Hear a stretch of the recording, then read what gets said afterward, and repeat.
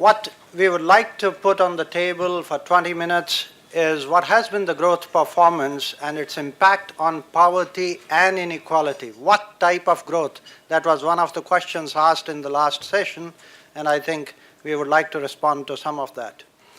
Then what type of growth strategies have been adopted in Asia and Latin America, economic strategies in general and agriculture in particular? What are the key challenges and opportunities for development, particularly with respect to supply chains, social protection, assets distribution, rural non-farm economy, and trade liberalization? And what are the lessons for and from LAC and Asia? Let's have a look at this particular slide. Overall GDP growth and agriculture growth in East Asia, South Asia, and Latin American countries. And what you find overall, East Asia has consistently been higher, South Asia, and then Latin America in the overall growth process, except in this period when Latin American countries were doing better than South Asia, but after that consistently. But in agriculture, the difference between the growth rates is not as much as in the overall growth rates. If you look at here, the period 2000 to 2008, for example, Latin American countries have done better than South Asia and almost equal to East Asia and the Pacific. And overall period from 70 to 2008 also, agriculture-wise, they are more or less the same as the South Asian countries. So whereas in the overall growth process, Asia has been doing better than Latin American countries, in agriculture performance, Latin American countries are at par with South Asia and a little lower than East Asia. This has implications. I'll come back to that. My friend Sohail in the last session made my life easier by presenting one or two slides which will be repeated. So I'll quickly skip through this. This is the per capita GDP in purchasing power parity. And you can see Latin American countries have been much higher, but East Asia is catching up and South Asia is coming up. Still there is a huge gap to be covered. Overall agriculture value added percentage of GDP, if you look at South Asia, it's still the highest, East Asia, and the lowest is the Latin American countries. So it's a level of development much, much different in Latin American countries compared to Asian countries. This is something interesting. What is the degree of openness in agriculture, percentage of share of trade in total GDP? And when you look at East Asia, which went all the way very high, this Asia is in terms of trade openness more than Latin American countries. This is another slide that Sohail had put. The point that I would like to emphasize here is the dramatic reduction in poverty. In East Asia, South Asia is gradual, East Asia is very dramatic, and here you can see in Latin American countries, this is the hardcore poverty which will require perhaps not the growth process as much, but maybe some special targeted programs to reach those particular groups. Another consequence of this growth has been the question of inequality. And this, if you look at the Latin American countries, major ones, you feel Brazil, for example, or others, it's all 0.5 to 0.6 range, whereas here, although China is now touching 0.47, India also going up, and these used to be like 0.22, 0.23. So inequality is increasing, but still way below the inequality in the Latin American countries. And that is where the nature of growth and therefore its impact on poverty will have implications, and I'll come down to that particular thing a little later. So if we have to understand the economic development pathways, what had happened in East and South Asian countries, there was a talk that the East Asian tigers are now pussycats. Well, despite having gone up and down, I think they have done remarkably well, and there are a lot of lessons to learn from that. They started off from overvalued exchange rates, import substitution strategies, but then they opened up and corrected the exchange rates, went for export-intensive growth and more market-friendly policies. That's the story more of the East Asian tigers. But on the exchange rate, there was a lot of discussion in the previous session also. China's case, what should be the exchange rate and what implications it has. It's not a story of just between US and China, but also within the developing countries, and that's a matter of big debate that we can pick up later.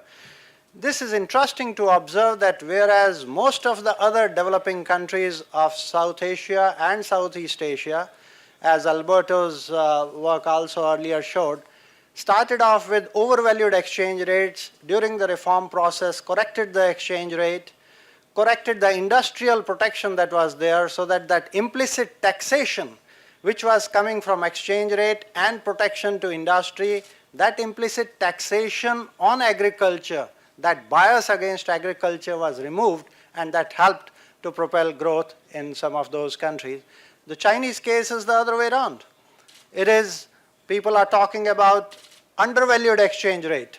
How much? That's a matter of debate and discussion, but this is where, when we will compare the two, China and India, that is one of the things to keep in mind. In the two East Asia, if we look at the Chinese model, and then in South Asia, if we look at the Indian model, the dragon and the elephant, it's very interesting. And go back to that slide where the poverty reduction was very fast in East Asia, whereas poverty reduction was gradual and slow in South Asia, and this is perhaps the reason for that. What is happening is China, we all know, started off reforms with agriculture. It was firing from the bottom, from the base. And household responsibility system, but also liberating the prices, which went up by 20%. And between 78 to 84, agriculture grew by more than 7% per annum. Agriculture incomes grew by even double of that rate. And that created a huge demand for the products of town and village enterprises. And that revved up the engines here in the manufacturing sector, and now it's going towards the services side. But the Indian story is totally different. It corrected the exchange rate. And if India is known today in the world for any particular sectoral success, it is in IT. It started from this, telecom, IT. These are the sectors which are the most successful ones. And then it is gradually coming to manufacturing sector, and agriculture is still waiting for any major reforms. No wonder the trickle-down impact through the reform process in the services and in the manufacturing sector, the Indian poverty reduction is much, much slower. And if we have learned anything from the World Development Report of 2008, which reviewed the development strategies around the world, that if the nature of growth is to be looked at, then growth coming from agriculture sector is at least twice as effective compared to the growth coming from non-agriculture sector in reducing poverty. This is the global experience. In case of Chinese, it was 3.7 times more effective in reducing poverty compared to growth coming from the non-agriculture sector. So the question of, it's not only just the growth, Indian story, growth is good, 8%, 9% it has been having, but the poverty reduction is much slower because agriculture has not revved up to the level at which it is targeted or expected. The LAC experience, starting in 60s, it's a similar thing, industrialization through government intervention, and then import substitution, but gradually reforming the macro policies and again the trade policies, elimination of export taxes and reduction in import. It's a similar story as in East Asian countries was followed. The difference in the two stories is also in East Asia and South Asia. When we talk of agriculture development, it's largely a smallholder dominated system. In China, the average holding is half a hectare. In India today, it is just 1 hectare. And 88% of the holders will be less than 2 hectares. So that's the story. Whereas in the Latin American countries, it's a dualistic structure, and therefore growth is coming from which segment, that becomes very important. Here it becomes automatically much more broad-based. Investment in agriculture, R&D and rural infrastructure were critical. Shangan's work on public expenditure has clearly revealed in a number of countries that rural poverty, one of the most important ways to influence it and reduce it is through either rural roads investment or agriculture R&D, followed by then education at a higher level of infrastructure. It is education which can take people away from agriculture. That's another thing that can work. In the LAC countries, as we understand, it's a dualistic structure. There have been distortions earlier, but overall, as Valdez's study has shown, a reduction of assistance to non-farm tradable sector induced growth in agriculture. There are Chilean experience of successful agriculture exports pulling up the agriculture sector and many other such countries. I think 5 challenges that I'll quickly put and the opportunities that can arise there, and then go into a little detail of each of one. Modern supply chains. I think this is where LAC is ahead of China. It had a much longer experience working on those. And the hypothesis we are feeling in 2000 to 2008 in the Latin American countries, in the value chain system, as the modern value chains get much more developed and integrated, they also start pulling agriculture up because the risk is reduced, markets are assured, there is backward integration in terms of funneling and better technologies and so on and so forth. So it's picking up in Asia. East Asia is much ahead. South Asia is the beginning of the story with a low base but very high rates of growth. And the next slide will show that. So there is a lot to learn from that question. But there is a big political economy question. And that is, how do we mainstream the small holders into these emerging modern value chains? Because in Latin American countries, they can work with the big farmers and get their supplies. Whereas working with the small holders is a very high transaction cost. What sort of institutional structures do you put in place to make the two go together? Social protection, again, LAC has moved away from commodity-based to more of conditional cash transfers and others, and there would be a presentation later from IFPRI. Hadinod, I think, will be giving much more on that question. I think there is a lot that Asia has to learn on a social protection success story. Assets distribution, LAC, once again, it's very high, and Asia is much more, relatively speaking, on an equal ground. Non-farm income, I don't think there is a major difference between the two, but China and India will have to face a major challenge in terms of making millions of people move away from agriculture and creating jobs for them, whether in the construction industry or rural infrastructure or wherever. On the modern supply chains, if you look at the numbers and the caveat top 5 players between 2001 to 2008, this is the rate of growth in Asia, and look at, of course, their base is higher. Here the base is somewhat lower, India quite low, but the rates of growth are very, very high.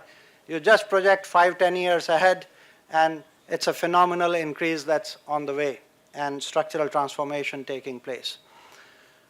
Social protection programs, as I was saying earlier, look at the public expenditure that is being spent in Latin America on these compared to here. I think it's still more in terms of agriculture growth, Asia, than social protection. That is, at what stage of development one has to jump towards that is a lesson. Asset distribution, I think I've spoken about this, the distribution of land, whether institutional reforms can take place to make somewhat more equal structure. This is 5 to 7 million workers each year have to be taken off, and that's a huge number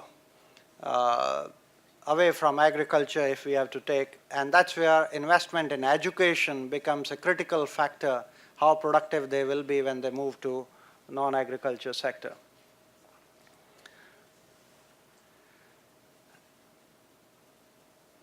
Overall, I think growth in East Asia and South Asia is somewhat broad-based because of the smallholder economy than in the Latin American experience. On the export front, I think both regions have been going forward. Land reforms, I'm not sure how far they can go, but there is a talk in South Asia on opening lease markets and other things which China has gone ahead, but India is still sticking around. Last 1 or 2 slides. Lessons for and from LAC and Asia. We do feel there is a lot for Asia to learn on the experiences of supply chain, how they were built, what implications they had, and whether the smallholders were left out of those modern supply chains or not. This is an issue that targeting of social protection, I think there is a lot of literature and experimentation here. Trade liberalization, at what pace and how far. But there is a lot that LAC can learn from Asia in terms of equitable asset distribution, rural non-farm economy, and institutional framework and broad-based growth. It's interesting that despite a high index of freedom in Latin American countries, the institutions to fall back are somewhat weaker compared to many of the Asian countries here. So there could be some disconnect in terms of freedom and the institutional structures, which have implications for broad-based growth. Thank you very much.